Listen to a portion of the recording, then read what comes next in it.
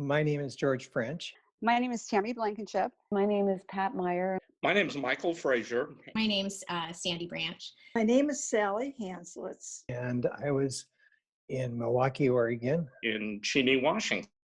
In Gresham, Oregon. I lived in Beaver Creek, Oregon. And I was in Portland, Oregon when Mount St. Helens erupted on May 18th, 1980. Now we've got an eruption down here. Now we got a big slide coming off.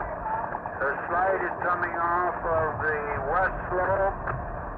Now we got a whole great big eruption out of the crater. Well, I remember waking up that morning, turning the radio on, and I remember they saying that Mount St. Helens had erupted.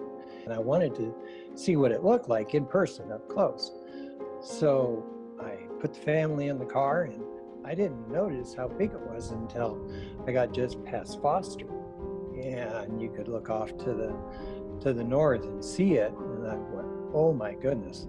We could just see billows and billows of black smoke everywhere. The closest thing I can relate it to is being in an eclipse during the middle of the day. The birds that were in the trees outside my apartment were just going crazy.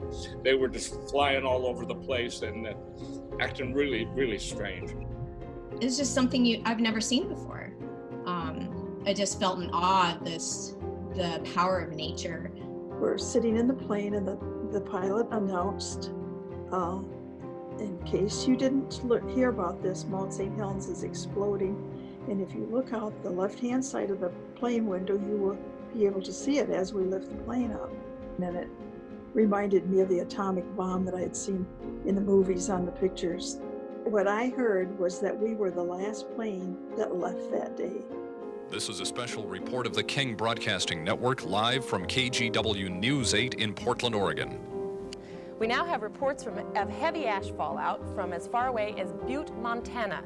In northeastern Washington, there was so much ash that it was like night in the middle of the day. I was pregnant, and that was the scary part, I think, because being pregnant and all that ash and stuff, that was my first experience ever having to wear a mask outside.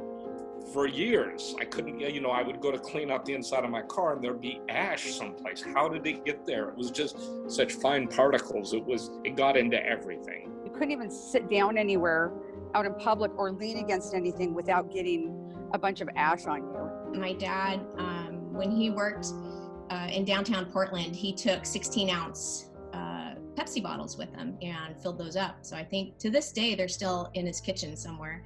When I was watching it, I felt kind of sad because that was such a pretty mountain, such a beautiful mountain. And I knew it was never going to be the same again after that.